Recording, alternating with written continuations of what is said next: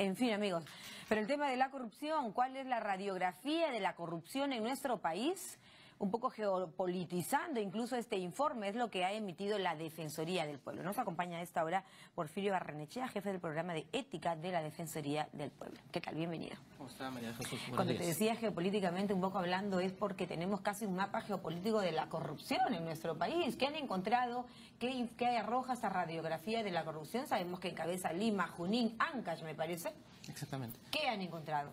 Bueno, sí, este es un reporte que la Defensoría del Pueblo presenta, es un primer reporte que tiene como finalidad de brindar información dura, estadística oficial de lo que viene pasando en el país y a partir de ahí ir contribuyendo en generar información y posteriormente seguramente también propiciar algún cambio en la política pública. Bueno, y algún cambio urgente porque mire, estamos a puertas del otro año de tener elecciones regionales, elecciones electorales, ¿no es cierto?, sobre alcaldes, así que hay que tener mucho cuidado. ¿Qué han encontrado? Vamos desglosando un poco los temas Arequipa, Cusco, ¿le siguen? Sí. Bueno, presentamos en el reporte lo que denominamos el mapa de la corrupción, ¿no? Que es estadística que presentamos en mérito de información que hemos obtenido de las Procuradurías Anticorrupción de casos que están o en el Ministerio Público o en el Poder Judicial. Y podemos decir, por ejemplo, hacia diciembre del 2016, que es la fecha de corte, que en el país existen 32.925 casos vinculados a delitos de corrupción. Esto quiere decir que cerca de 33.000 casos se vienen tramitando, se vienen investigando y luego veremos pues en qué terminan cada uno de ellos. Ahora, también decimos que esos 32.000 y tantos casos no son los únicos que deben haber en el país. Seguramente hay muchísimos más que no se han denunciado, que no se vienen investigando. Estos son los que se conocen o los que están judicializados. Exactamente. ¿Es cierto? Ya, digamos que cuando se habla de casi 33.000 casos de corrupción en el país, ¿nos referimos a qué tipo de autoridades?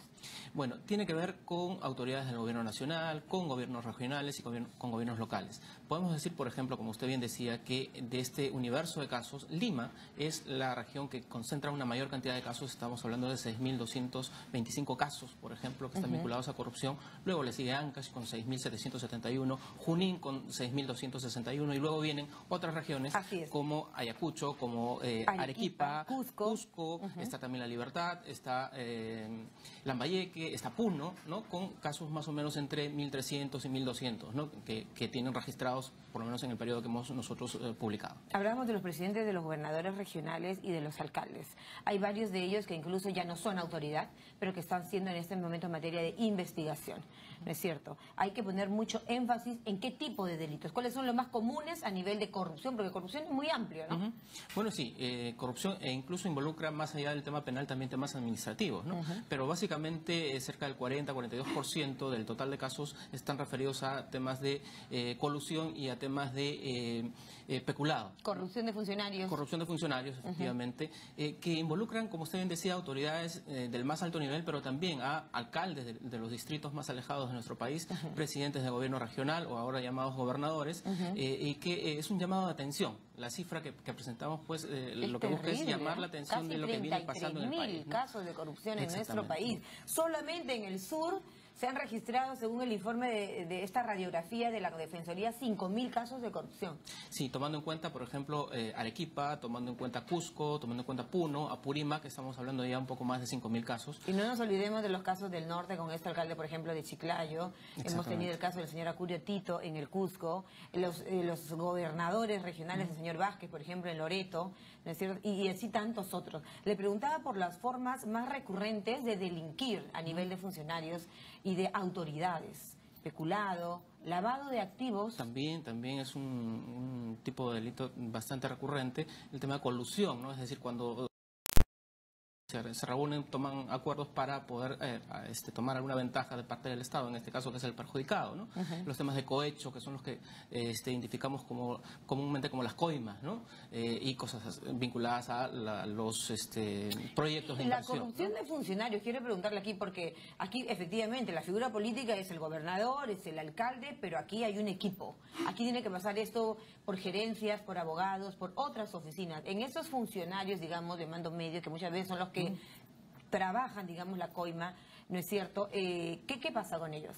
Ese es un aspecto fundamental, porque en la medida que a veces no haya una relación directa en relación a la entidad pública, es decir, no hay un registro de contrato de un asesor, de un funcionario que está en el entorno del poder, pero que no aparece o no figura directamente. Lo que falta es ahí regular nuestras normas para que también alcance el brazo de la justicia a estos funcionarios que finalmente no dan la cara, pero son los que dan la información e inducen incluso a la autoridad a tomar decisiones. Y son los que, cerradas, digamos, hacen el trabajo operativo, ¿no es cierto? Y lo sabemos cómo es en la administración pública, que van avanzando las cosas. Sin embargo, las investigaciones muchas veces se tiene la impresión que van con pie de plomo por la carga procesal. ¿Qué hay que cambiar? ¿En qué mejoramos? Bueno, hay que mejorar a la justicia, es decir, no podríamos renunciar al sistema de justicia para sancionar este tipo de delitos. Sin embargo, es necesario pues mejorar, ¿no? De los 32.925 casos, hay que ver que esos efectivamente se investiguen como debe ser. Para eso se necesita que el Ministerio Público, el Poder Judicial, pues estén debidamente fortalecidos para que justamente el ciudadano vea que hay sanción cuando se llegan a este tipo de situaciones. Es un poco revertir la sensación de impunidad que lamentablemente viene percibiéndose en nuestro país, y a partir de ahí el poder también ofrecerle al ciudadano resultados de que quienes incumplen con las normas, quienes transgreden las normas, quienes... A la cárcel. A la cárcel, y sobre todo no tomar en cuenta que cuando hablamos de corrupción no hablamos pues de obras que no se ejecutaron solamente o presupuestos que se inflaron, sino sobre todo porque finalmente eso nos atañe a todos nosotros como ciudadanos. A un poblado, a una zona, a un distrito, un hospital, un colegio, vida de calidad, ¿no es finalmente cierto? vulneran nuestros derechos fundamentales. Por eso dice la Defensoría, la corrupción nos roba derechos. Es decir, finalmente los afectados somos nosotros porque no tenemos buena atención de salud, no tenemos buena educación, buen acceso a la justicia, entre otros derechos fundamentales. Han presentado ustedes en este informe de la radiografía de la corrupción hace 2 semanas, ¿verdad? Sí. Hace 2 semanas lo presentaron. Hay algunos casos, tipos de corrupción según regiones. Por ejemplo, Amazonas, contrataciones que no cumplen con el perfil. Esto se da mucho, contrataciones que no cumplen con el perfil exigido, digamos, para el puesto. Vale decir, el expediente técnico. Sí, bueno, la parte que usted menciona es la que estamos dedicándole a las regiones. Es decir, no solo son los actos de corrupción vinculados a las grandes obras, los casos más mediáticos, sino también en las regiones. Están sucediendo casos de corrupción y damos un detalle, ¿no? de situaciones similares como la de Amazonas, o de contrataciones de familiares, como el caso de Puno, del presidente de la región, que contrata a la esposa para abastecer a una UGEL, o en Ancash se pide 200 soles para que le den el cheque de los beneficios sociales a un trabajador, en fin, entre otros temas. Cusco, por ejemplo, con el Hospital Lorena. Por ejemplo, cuando tú contratas a un familiar es nepotismo, ¿no? Claro que sí. Y este tipo de delitos, para conocer un poco más, ¿cuál es la sanción que deben recibir? Bueno, depende mucho del tipo de delito, de la modalidad que se haya cometido, del grado de decisión que pueda tener la autoridad. Varía dependiendo del tipo penal del cual estemos hablando. Sin embargo, reitero, ¿no? Tenemos normas, lo que falta es hacerlas cumplir, y a partir de ahí que el ciudadano vea que quizás la pata se está floja de la sancionando, ¿no? mesa esté aquí, ¿no es cierto?, en que las leyes están dadas, pero probablemente las instancias o las instituciones no están haciendo bien su trabajo. ¿Cómo es posible que se puedan dar hechos y cosas y compras y todo, y que a nivel de las instancias más importantes, por ejemplo, como son la Contraloría, no se dé cuenta de lo que está pasando? Mire, hasta diciembre del año pasado había la obligación de los ministerios, por ejemplo, que son los que contratan, los que tienen las grandes obras, de tener sus planes anticorrupción. ¿Qué ha pasado con esos planes anticorrupción? Eso lo decimos en nuestro reporte. Esos planes anticorrupción han fracasado, en términos de que finalmente no han sido útiles para combatir a la corrupción. Porque no se han cumplido. Porque se han hecho planes anticorrupción, pero lo que pasa es que se han diseñado mal, en términos de que no se ha establecido una línea de base, por ejemplo, se han contratado a terceros para realizar este tipo de documentos, no se han establecido presupuestos para realizar las actividades anticorrupción que deberían realizarse, no se han establecido indicadores como para poder medir finalmente si se revirtió o no una situación de riesgo, y también que finalmente pues no hubieron resultados en relación a lo que se pretendía hacer. Estamos en una segunda etapa de una nueva política que tiene que aprobarse en los próximos días, entiendo, y a partir de ahí cada uno de los sectores del Poder Ejecutivo, pero también las entidades públicas, deberían tener un plan anticorrupción que permita combatir los riesgos. ¿Cómo controlar, en este caso, Porfirio, el hecho del enriquecimiento ilícito? Se puede ver mucho este tema del enriquecimiento ilícito en las autoridades, en los funcionarios, a todo nivel, ¿no es cierto? Bueno, ¿Cómo sí, se controla eso? Bueno, ¿Cómo entra un alcalde teniendo una casita y luego termina pues teniendo 6 o 7 inmuebles, como un gobernador regional, por ejemplo, en el Cusco? No lo sé. Sí, bueno, ahí pasa por declarar previamente cuánto es lo que tenemos en nuestras finanzas y cuánto es con lo que salimos, ¿no? Y ahí hacer un análisis comparativo. ¿Pero quién controla esto? ¿Para qué estamos, no sé, la Contraloría, la UIF, la Unidad de Inteligencia Financiera? La Unidad de Inteligencia Financiera, el Ministerio Público SUNAT, también. No sé. Lo que pasa es que tenemos instituciones, lo que tenemos que hacer es que funcionen adecuadamente, que se fortalezca la investigación y a partir de ahí quienes incurrieron en delito, como en este caso de personas que se enriquecen a costas del Estado, pues que tengan que ser sancionadas, ¿no? Pero que sean sancionadas, muchas veces esperamos que termine, ¿no es cierto? Pero mira lo que está pasando en Brasil, al propio Michel Temer lo están poniendo contra las cuerdas porque evidentemente este señor, ella es el presidente, ¿no? En el Perú da la sensación que se procede, hay quienes han dicho que está abusando de la prisión preventiva, por ejemplo, ¿no?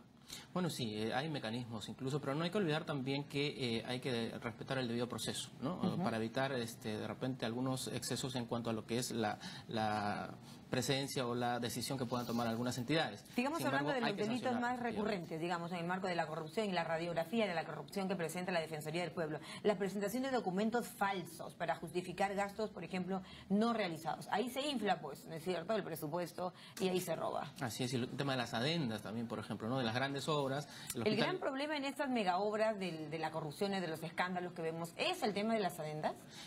¿No hubo un estudio técnico pertinente que pueda precisar los montos que hay que siempre hacer adendas? Es parte de toda esa estrategia de corrupción, ¿no? Es decir, llegan a un monto mínimo como para poder acceder a la obra. Sin embargo, presentan estudios complementarios, entre comillas, y que hacen que se amplíen los plazos, que se vayan inflando los presupuestos y que finalmente no se cumpla con el objetivo de la obra. Uno de los ejemplos que nosotros ponemos sobre esto, por ejemplo, es el caso del Hospital Lorena en Cusco, ¿no?